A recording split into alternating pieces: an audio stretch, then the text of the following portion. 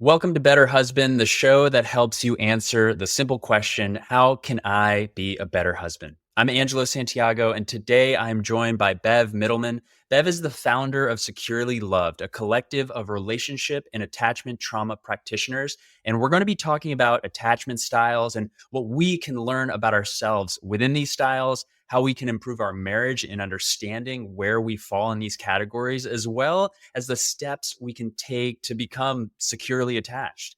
We may also learn a lot about our spouse by understanding these different attachment styles and what they may need from us to help them feel more loved and secure. So stick around. You don't want to miss this.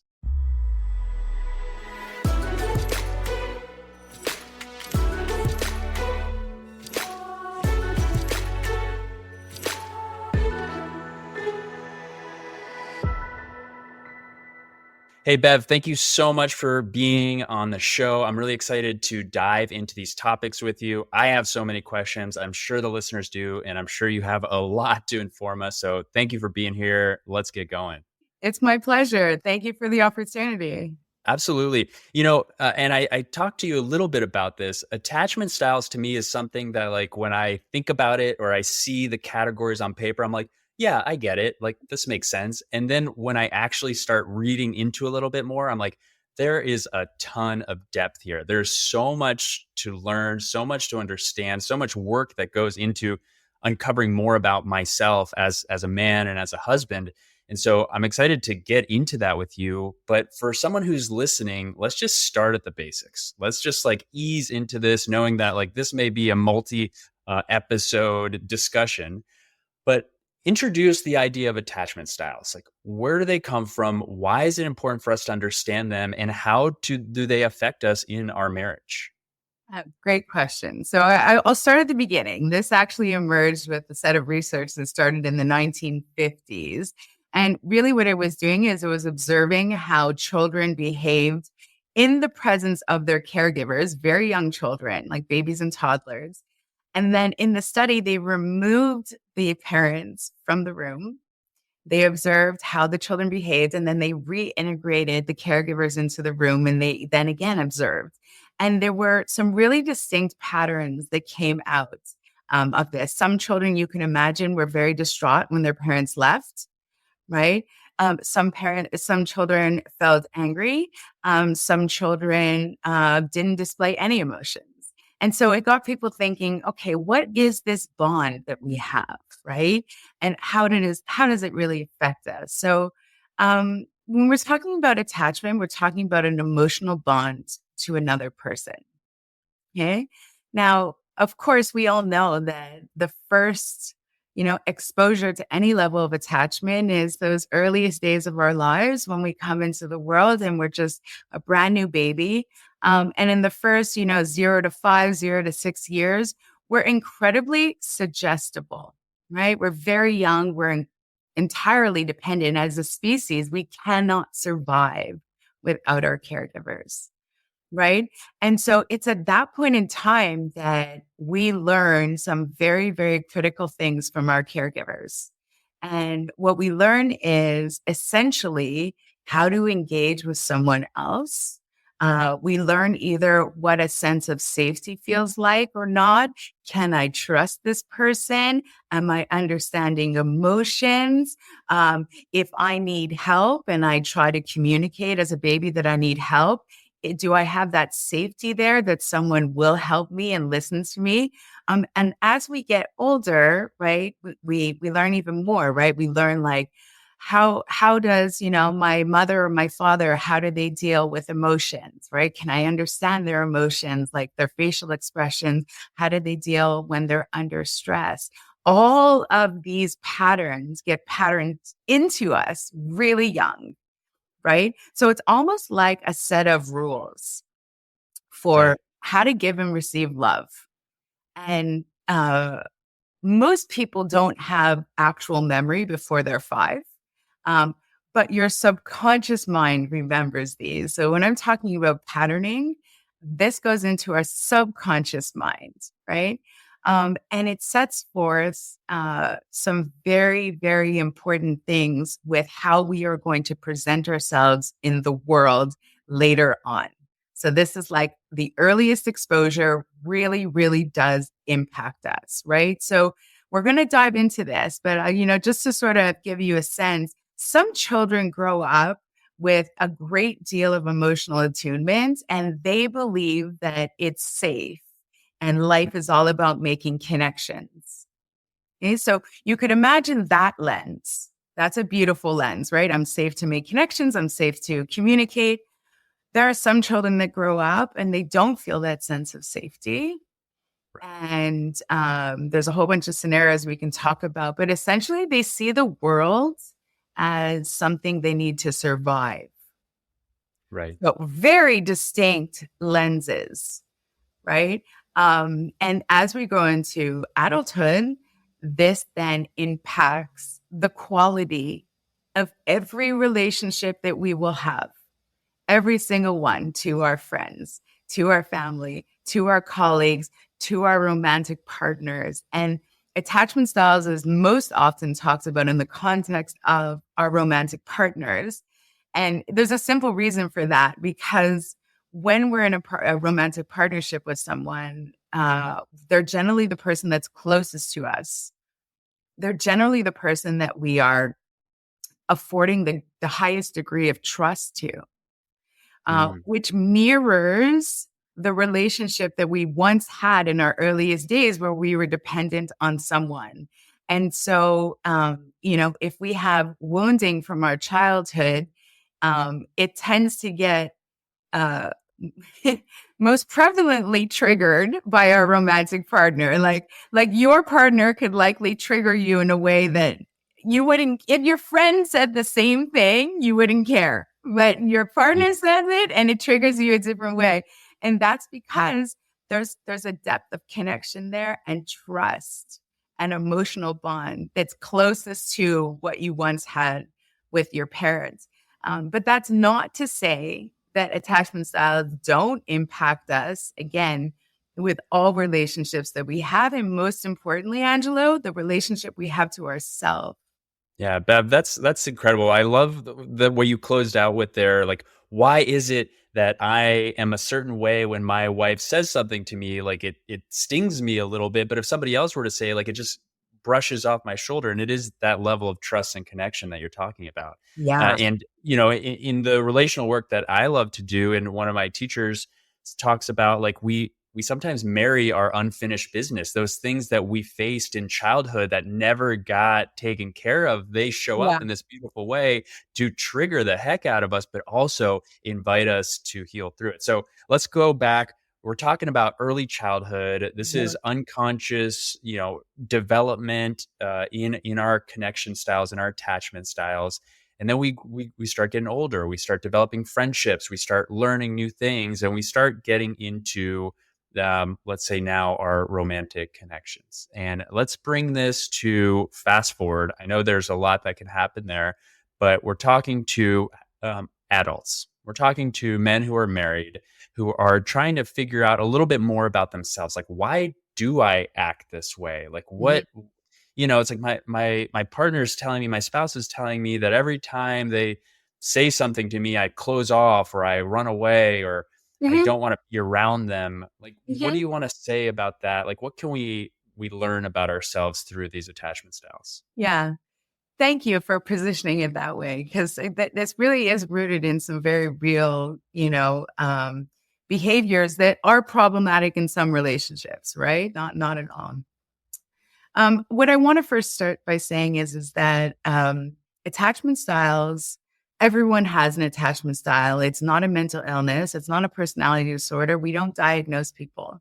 So we all have a set of patterns that we learned from childhood, right? So remember I talked about one group of people who feels that the world is about connection, and the other group of people feels that the world is about survival. So, and we're gonna dive into this a little bit, but essentially, what we do as humans is we develop a set of patterns, right? That like emotional patterns, thought patterns, behavioral coping mechanisms that are intended to try and keep ourselves safe. Okay. And so, there's a very specific subset of these attachment styles that are quite avoidant. And all of these behaviors, again, um, it's because we were modeled certain behaviors in childhood. And what's interesting to learn also is that because we learned this, we also can unlearn this, right? This is not a life Right. sentence. Like you Perfect. learned this stuff in childhood, you can also unlearn it. So let me back up a little bit. There's what we call secure attachment and insecure attachment. So secure attachment is what I was describing early on. About half of our population, that the statistics right now in North America are in between 40 and 60%. So I usually land at 50% of the population. It's estimated to have a secure attachment. And that means that they came out of a home where their caregiver, their parent, was emotionally attuned to them most of the time, like in a reliable, healthy way. So if they expressed themselves, there was room for their emotions.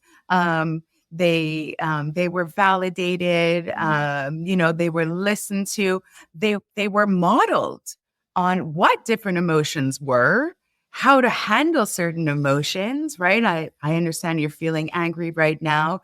What's a way that we can work together to deal with this feeling, right? Like those Hmm. conversations took place, and so these kids grow up understanding emotions are just a part of me.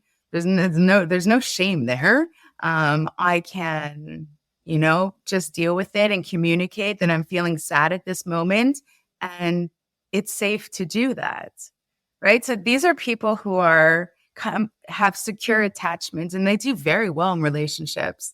They've got a very healthy relationship to boundary setting. They understand themselves very well and their own needs. They generally have, a very good level of communication style. They're not the ones who are afraid to say no. They're not the people pleasers.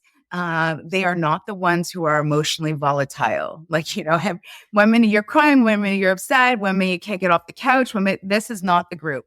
I'm just going to say, pause you for a moment because I'm actually shocked that the number is 40 to 60%. I'm not going to lie. When you said that, I was like, oh, yeah, hold on. Let's do another study here because I'm like, Yeah. where are these 50% of the population? And maybe it just goes unnoticed a little bit because they are kind of more calm and even keeled, like you said. But, considering the number of self-help and personal development and growth and whether it's podcasts, YouTube channels, therapists out there doing this work, I would think the number would be much higher. But I'm really happy for those people. I can't say I'm one of them, but Yeah, I mean, what's most people actually do comment on the statistics right now in social sciences. Everything is self-reported, right? So there might be a bit of a margin of error there, but we use, got the it. best methodologies that we have.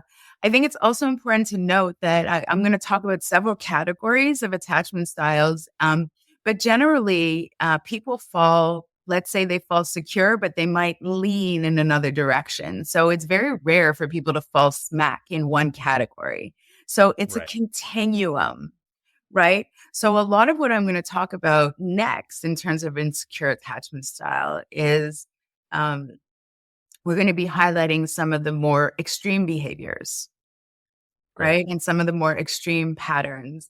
And so you could have someone, and this all has to do with triggers, right? So someone who's securely attached still has triggers.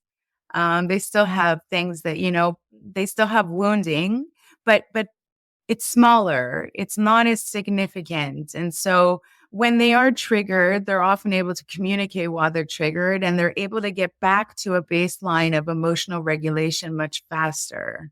So I'm not painting a picture of perfect humans. Like, you know, listen, if you disrespect someone, regardless of what attachment style they are, they're going to have a response. The level of response is different. Yeah. So as you go into these different attachment styles that you're going to lay out in front of it, I just want to prep the listeners or those watching that it's like like you said, it's a continuum. This isn't you at 100% all the time. This is how you are, no matter who's talking. This is like on a bad day, everything seems to be pushing your buttons, and how you respond or react to the situation that's right in front of you. There's a piece of what, Bev, you're about to share with us that comes out, that is like the thing that's driving the bus per se of like how you react. So again, this isn't a diagnosis. This isn't criticism. This is just Mhm. awareness. This is good information. So as you listen to these, take it in. Be honest with yourself, right? Self report. Is this me? Is there truth in this about me? Because it may help you a little bit further down the road. So go ahead. Let me pass it back to you, Bev. Yeah, it's such a great point. So, the first and foremost, we do this work for ourselves. Um, because those that have insecure attachment styles, because they came out of homes and that they didn't learn the modeling, or they didn't have that emotional attunement, they are generally emotionally dysregulated. And this is a very, very difficult place to be in, right? When we're emotionally dysregulated, we're in a fight or flight state, right? We're not thinking rationally. We're not nearly as creative. We're not logical. We're not present. We're keeping ourselves in a chronic state of stress, right? And so the idea here is that if you can figure out what your core wounds are from childhood, you can actually reprogram them. We can do Mm, this work at a subconscious yeah, level, which has this incredible impact in then changing your thought process, your emotional patterns, your coping mechanisms, all of that good stuff. So you work on yourself first, and the byproduct is then your relationships with other people become much smoother, right? So this is always about understanding your own mind. I can tell you, when I found this work many years ago, I had been dealing my whole life with generalized anxiety, panic attacks, and I just didn't understand, how could I get out of this? And I had tried different modalities of therapy, and understanding my attachment style and how to work towards secure attachment for me was that was the big aha moment. And now I wake up and I don't feel anxious anymore, and I have a joy to my life that I didn't experience before. So when I meet with people, I say, do the work for yourself. Like, right. you'll feel better, right? I So love let's yeah, that's the prize. That's the prize there. Real quick, before we get back to the show, if you're like me and you're a busy husband with a lot on your plate, sometimes you hear something on this podcast, an idea or a specific practice or a suggestion, and you have every intention of doing the thing that you just heard. But life gets busy and sometimes you forget. Well, that's why I created the Better Husband Toolkit. This is a short, concise, downloadable cheat sheet with 3 of the most important relational skills I believe every husband should know and have in their tool belt in order to improve their marriage. If you're asking yourself, how can I be a better husband today? Go to betterhusbandtoolkit.com and download the short document. And if you have any questions, you can email me. I'd be happy to offer you some more support. Again, go to betterhusbandtoolkit.com or click the link in the show notes and get your toolkit today. Now back to the show. So if we talk about insecure attachment style, so we have secure and then we have insecure. Within insecure, there are subcategories. Okay. So I'm sure you've heard people talk about 4 different attachment styles. So what they're talking about is that there's one secure and there's 3 insecure. Now, the insecure attachment styles, we have something that's called anxious preoccupied. So the anxious attacher is like on one side. And then on the other side of the continuum is dismissive avoidant. So that's the avoidant attacher. And then you have this category in the middle called the fearful avoidant, which is also sometimes called disorganized attachment. Okay. Okay. So let's run through these really, really quickly, because we tend to see this a lot in relationships. So the anxious preoccupied is someone who came out of a home where they would have uh, experienced some form of abandonment or perceived abandonment, right? And it could be physical, it could be emotional, right? So when you're invalidated, when you're put down, when maybe mom had too many kids to raise and you didn't get the attention you needed, when you're not praised, for your ideas, and the emphasis is more, for example, on just like your achievements, or if you're parentified, which is like an example of like, you know, being given responsibilities, ahead of your age, right? So maybe Right. you were a teenager and you had to take care of the younger siblings and get them to school, and you had to cook, and yet all of these scenarios could leave an individual feeling like they themselves didn't matter. The only thing that was important in that scenario was to please the caregiver. So these are the roots of people pleasing, right? And this is one of the trauma responses that someone who has anxious, preoccupied attachment will actually exhibit most of the time. And so these are people who typically feel alone. They feel sad. They feel anxious. They feel overwhelmed. They're carrying core wounds of Mhm. I will be abandoned because they've experienced it before, and it feels like such an incredible threat to their survival. So I will be abandoned. I will be alone. I will be excluded. I'm unlikable. And it goes on and on. And so you can imagine how those core wounds will color their perception of how they show up in the world. And Right. most people are totally unaware of these patterns and core wounds that they have, unless they have done the work, right? So one of the Right. interesting things that you can do to figure out what someone's core wounds are is just listen to what they're complaining about. Hmm.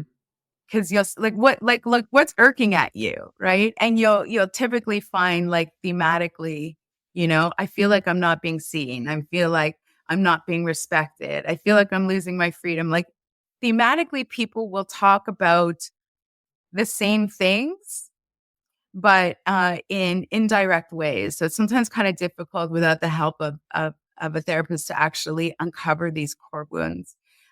But what's interesting about this group is they are very friendly. They're generally very kind. They put a lot of emphasis on romantic relationships, and they move very fast in their any type of personal relationships. So what's interesting again is that these folks didn't learn how to self-soothe when they were younger. Hmm. So they're extremely reliant on external sources for validation, reassurance, soothing. For them to be alone in extreme cases is like corporal punishment.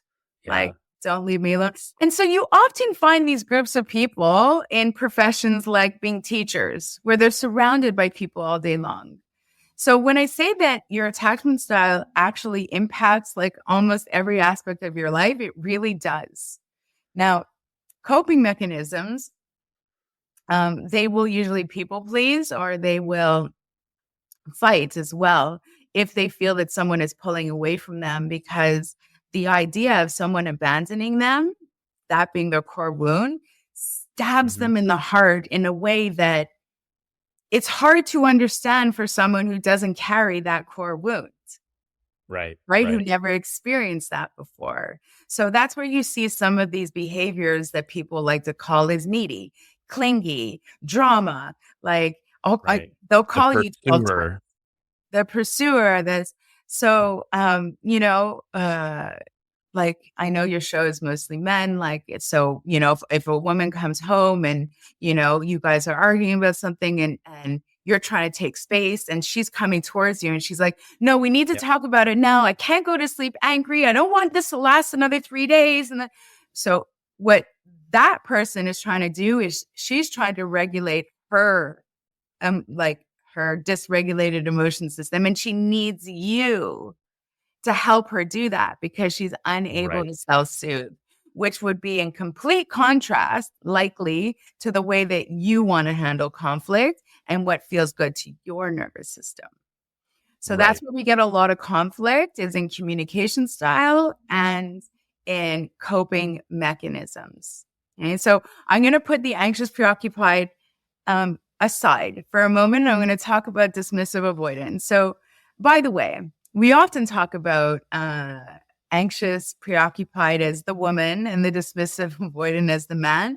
The, attachment styles are not gendered, Hmm. which means, as humans, you can feel, lots of different emotions. It depends on the exposure you had early on. It depends a little bit on socialization as well, right? And so there's plenty of men who are anxious and plenty of women who are dismissive. I myself fall very strongly in the dismissive camp. So just to dispel any sort of, thoughts that all women are like, no, it's actually attachment styles are not gendered at all. So Yeah. And, like, I want to add to that because you said, yes, this shows up most strongly in romantic relationships, but it's across the board. And so if I think of myself of, yeah, when I'm feeling kind of overwhelmed by, say, my wife, like maybe there's a tendency, and certainly a lot more in the past before I did my own work on this, is that I would run away. I would want to close the door. I'd want to take my own space. I'd want to get out of there, like leave me alone.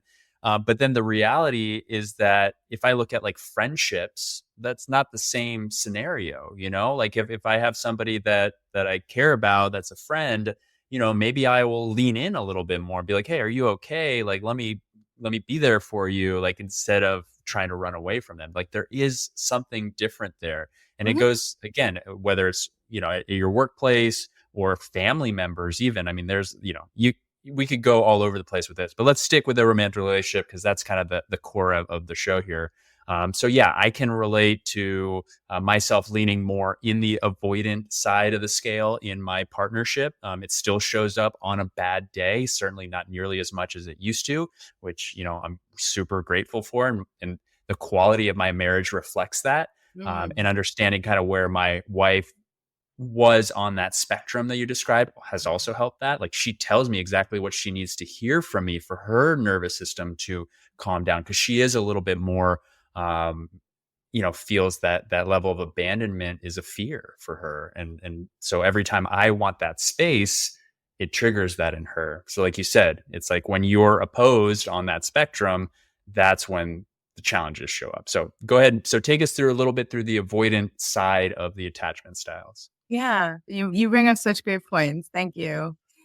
So again, those who grow up with a dismissive avoidant attachment style also came out of a home where they felt unsafe, usually a home where there was neglect. It could be a very strict home. It could be a highly religious home. It could be a home where the parents really just didn't see the kids. The kids were validated, for achievements, but nothing else. The kid could have been heavily punished if there were certain emotions that were allowable and not allowable.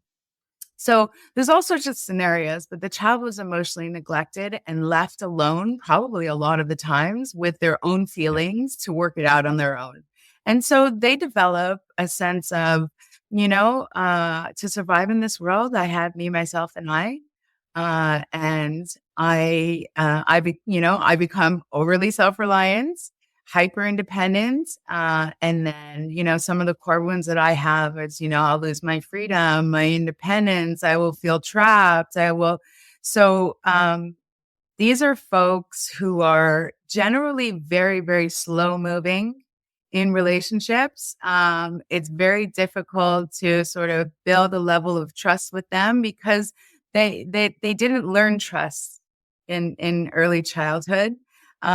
They also didn't learn very much about emotions, particularly this group.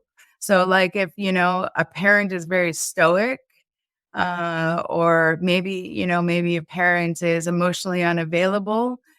They really didn't learn how to handle emotions. So this particular group does an exceptionally good job of just pushing all the emotions down. What we often see with dismissive avoidance is that um, they experience anger and rage more than any other group because those seem to be the only acceptable Yep. feelings that they had at that point in time, right?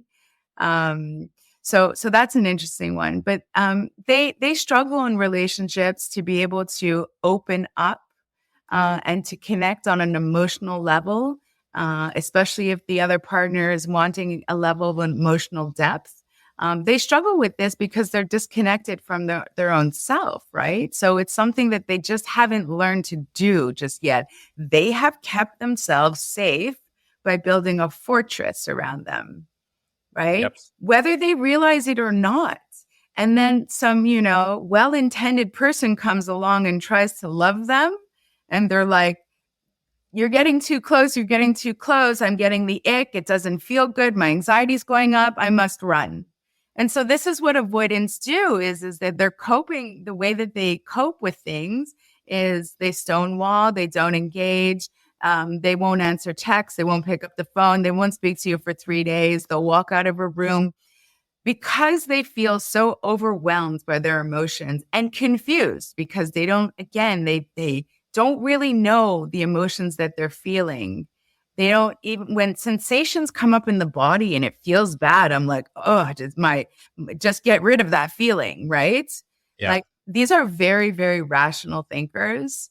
They're very logical. It's like I've heard dismissive avoidance say, I don't do feelings. Thank you for describing me a few years ago. This is I can relate to absolutely everything that you shared, both from the Yeah. like building the fortress to the logical self to being disconnected from my emotions, from having the person who's trying to love me and me pushing that away with all sorts of, actions and decisions and words and that just is when I look back on it, I'd be like, man, what a state I was in, and how grateful I am to not be in that state anymore. To really let me reemphasize if you're listening here and you find yourself in one of these states, to know that that's not like the sentence for the rest of your life. You're not stuck there. Like Bev mentioned, you can unlearn it. You can relearn ways of relating and developing a secure attachment style. So you Yeah. found me, and that's exactly where I was as dismissive avoidant.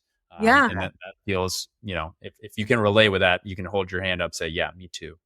Yeah. And I'm so glad you said that. But I too was dismissive avoidant. So I speak about it from a personal perspective as well. There were points in my life where, I like it was only recently in the last couple of years where I've learned that I actually enjoy cuddling.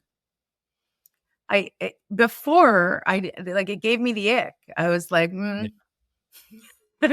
it doesn't feel that it feels unsafe. It doesn't feel comfortable. It doesn't. And so, but that's because my thought pattern was don't get too close to someone, right? Subconsciously, it wasn't on a conscious level.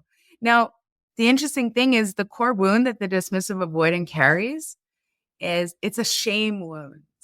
So if you get too close to me, you'll also realize that I'm defective Yeah. and you will Oof. reject me in the same way my parents did.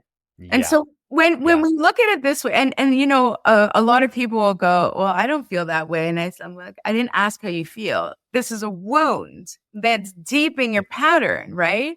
And you may not realize that it's impacting what you do, but there's a reason why you feel unsafe in letting people into your emotional world. So all the things that you do."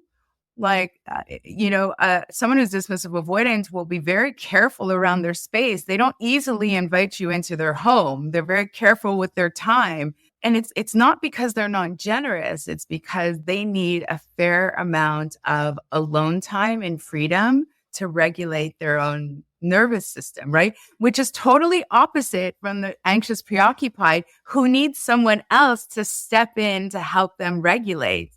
So now you have a scenario where you potentially have two people dating or married and they have completely different coping mechanisms. Right. And so this is where the challenge comes in because it comes from the same place. Both of them grew up in a home where they felt unsafe. They both have this unsafe wound. It may look a little different. One needs to do this to feel safe. The other one needs to do this to feel safe, and they're polar opposites. So how do you bring those folks together? Maybe that's where we start off on our next on our next podcast, because there are ways to bridge the gap there, right? Understanding and awareness is like the most important thing you can do. Like if your wife, for example, is coming at you and she's saying, well, we have to talk about it now, uh, it's because for her, the emotions feel so overwhelmingly big that she can't even think about the idea of waiting another day to talk to you about it. It's so disruptive to her nervous system. It causes her that much anxiety.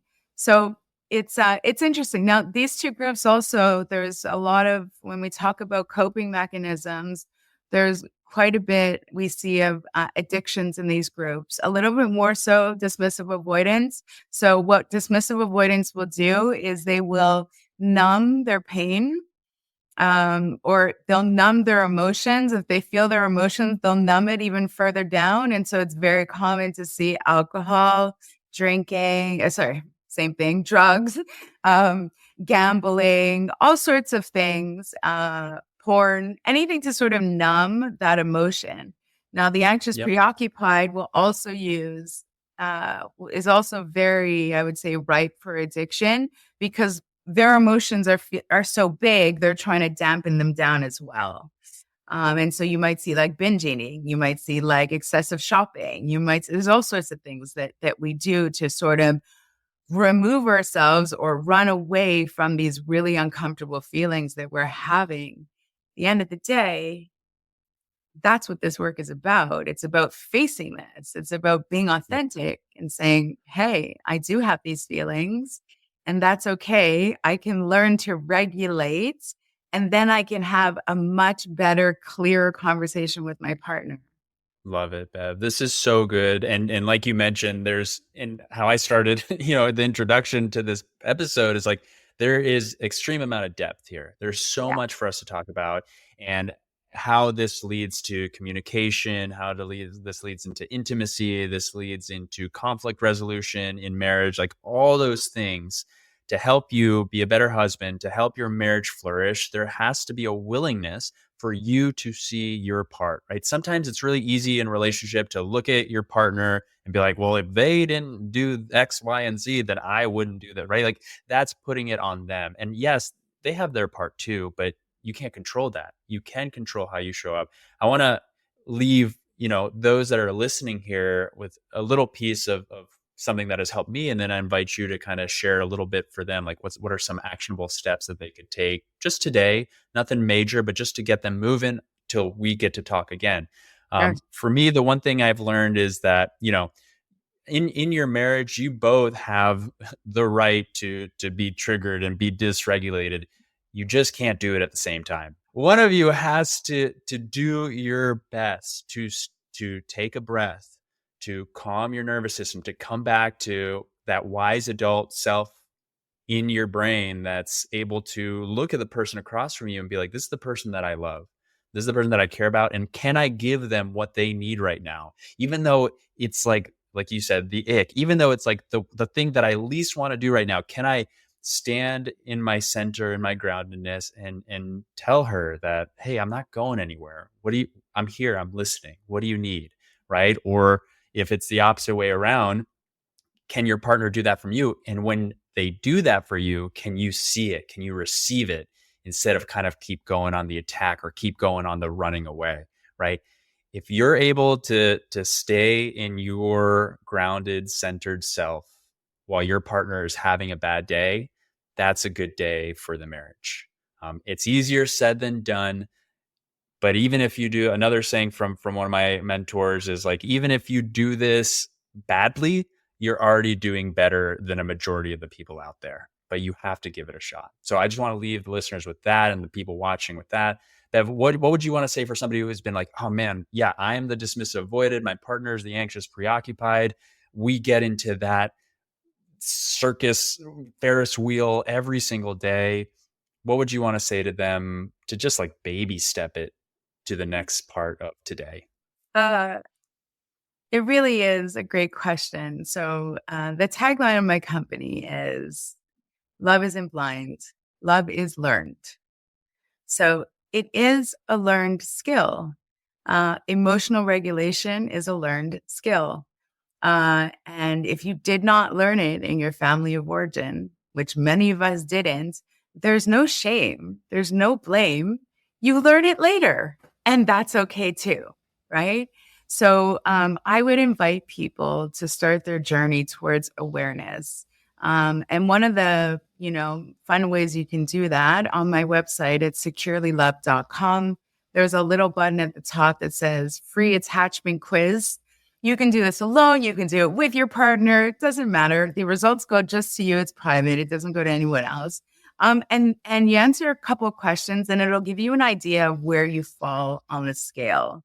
And I would, if it interests you, I would start doing a little bit more reading. There's a lot of content on YouTube, good, valuable content. And, when I say that your attachment style truly does impact the quality of the relationships that you're going to have throughout your life, that is a very true statement. So if you're on the road to wanting to improve your relationships, romantic or otherwise, you know, dive a little bit into attachment styles. I think you will be very, very surprised. And we also offer like a free 20-minute consult if you want to consult with us. So there's lots of like easy ways to start thinking about attachment styles and then start your journey there. That's great, Bev. And I'm going to drop some links in the show notes. So if this has piqued your interest, you want to learn more, you can check out Securely Loved. There'll be a link in the show notes. You can also reach out to Bev and all the practitioners that work there. And also your YouTube channel, which has more interviews, more content that you've already done. So the information is out there. The desire to learn a little bit more, to lean into this thing that may feel uncomfortable because you are learning experiences about yourself that you're maybe not super proud of. I know that was the case for me. I had to face that. I had to take off the mask, put down the fortress walls, and get real with myself.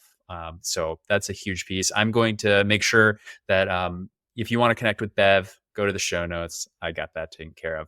And Bev, I want to end the show like I end all shows with a little bit of a scenario. And Okay. based on the scenario, and I know it's limited information, but based on your expertise and you hear somebody come to you with this scenario, what you would want them to know, what would you encourage them to do, and just anything else that you could give us, the listeners and those watching, a little bit of insight into what you think. So this message comes in and says, so my wife is upset that I talk to my friends on the phone a good amount of time each day, and I usually spend about an hour talking to a few buddies as I do stuff around the house. She's upset that I don't talk to her more and says I make an effort to do things with them, but not her. She says that I don't want to go anywhere with her or do anything with her, that I don't plan things that she wants to do.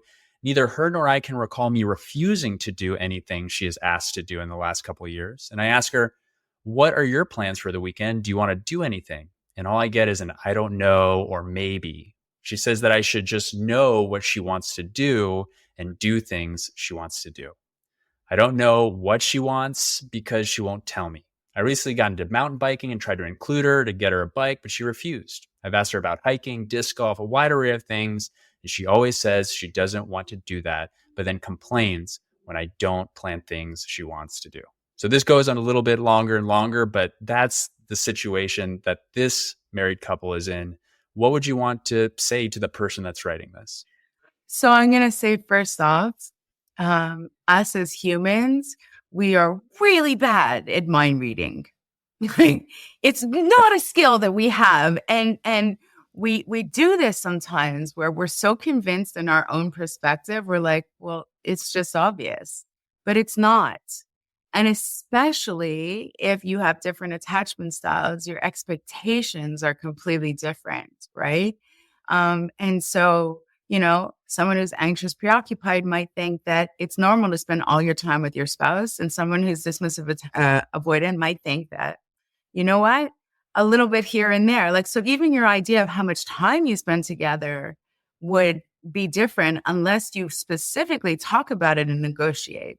So, if it's the wife in this case that is not being clear, like, I've asked, what is it that you want to do? And she doesn't tell you. Well, she really should spend a little time thinking about what brings her joy.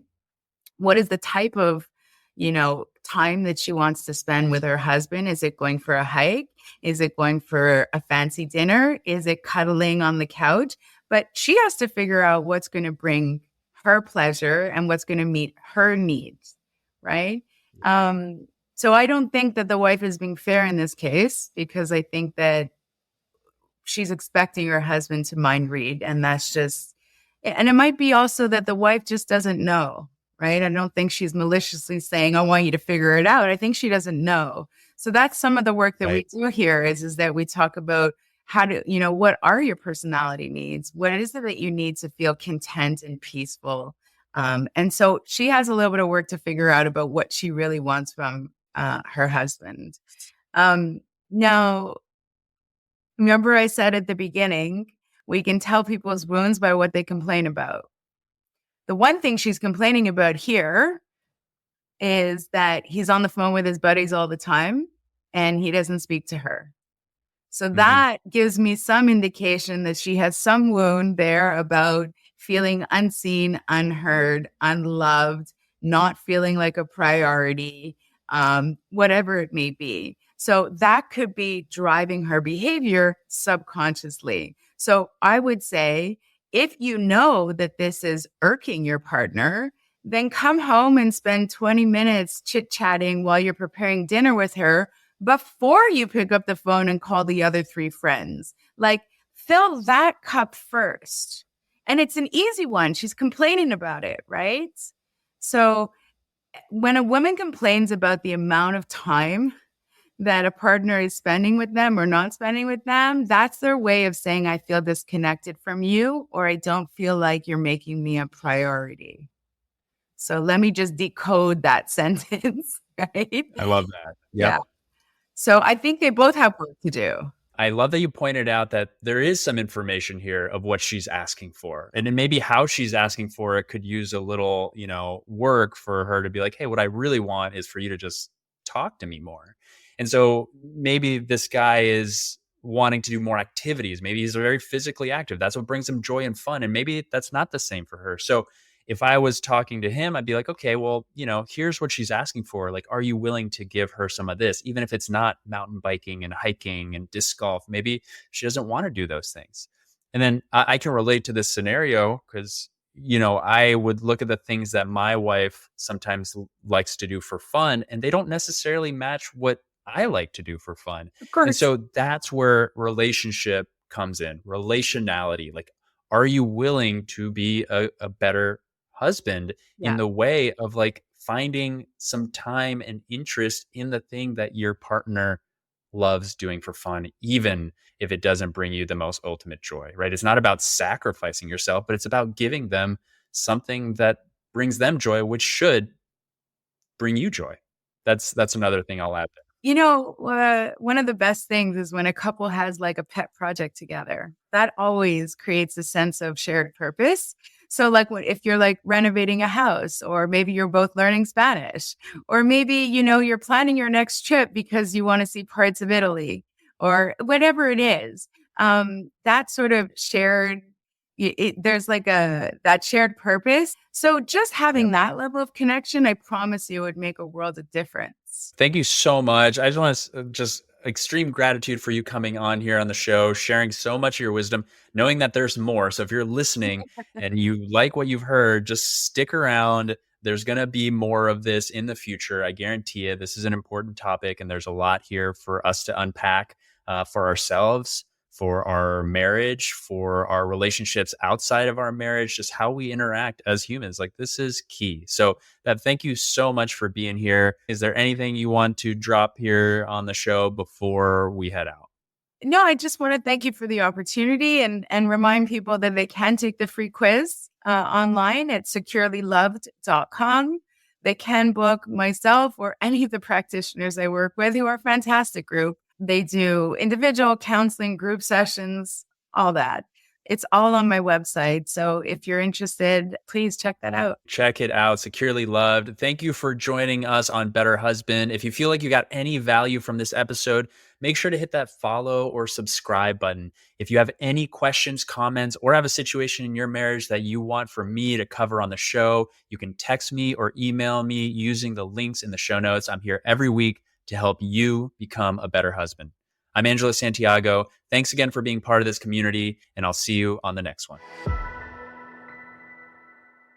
Thank you so much for listening. Before you go, I have a quick request. If you've ever gotten any value from the show and you want the show to continue to grow, to access bigger and more knowledgeable guests, and to keep providing you with more ways that you can be a better husband in your marriage, simply leave a rating and a review if you're listening on Apple or Spotify. It only takes a few seconds, and those reviews go a long way in attracting more experts and bigger guests to the show. So if you're feeling up to it, as a favor to me, I'd love to see a rating and a review from you. Thank you so much for being a listener and all your support.